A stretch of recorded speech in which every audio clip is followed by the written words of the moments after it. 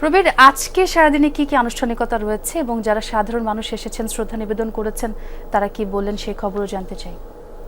সকালে আমরা দেখিয়েছি শ্রদ্ধা নিবেদনের যে পালাটি গল্লামারী স্মৃতিসৌধের সর্বস্তরের মানুষ কিন্তু শহীদ বেদিতে শহীদদের প্রতি বিনম্র শ্রদ্ধা নিবেদন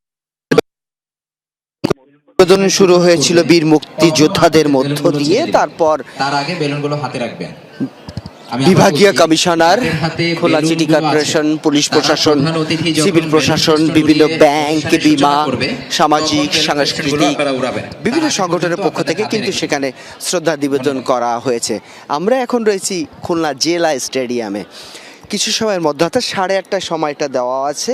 প্রথমেই পতাকা উত্তোলন জাতীয় সঙ্গীতের মধ্য দিয়ে, তারপর এখানে কুচকাওয়াজ, একই সঙ্গে বিভিন্ন শিক্ষা প্রতিষ্ঠানের শিক্ষার্থীদের যে ডিসপ্লেটি সেটি এখানে অনুষ্ঠিত হবে। শুধু তাই নয়, এখানে একটি বিজয় মেলাও হচ্ছে। 3 দিন ব্যাপী এই মেলা। আজকে সকাল থেকে যে মেলাটি শুরু হয়েছে সেটি 3 দিন ধরে এই মেলাটি চলবে। আমরা যদি দেখাই সেই মেলায় সব ধরনের মানুষ কিন্তু এখানে উপস্থিত হয়েছে।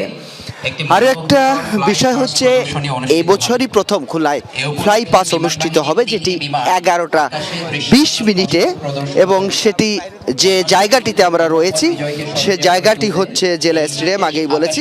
এবং এই স্টেডিয়ামের উপর দিয়ে বিমান বাহিনী সুসজ্জিত 3টি বিমান পাস করবেন। এছাড়া আলোচনা সভার, সাংস্কৃতিক অনুষ্ঠান, চিত্রাঙ্কন প্রতিযোগিতা, রচনা প্রতিযোগিতা, নানান কিছুর মধ্য দিয়ে প্রতিবারের ন্যায় এবারও কিন্তু এই দিবসটি বিশেষ, এই দিনটি উদযাপিত হচ্ছে। আপনার মাধ্যমে জানলাম যে 3 দিন ব্যাপী বিজয় মেলা হবে খুলনায়। অনেক ধন্যবাদ প্রবীর যোগ দেওয়ার জন্য।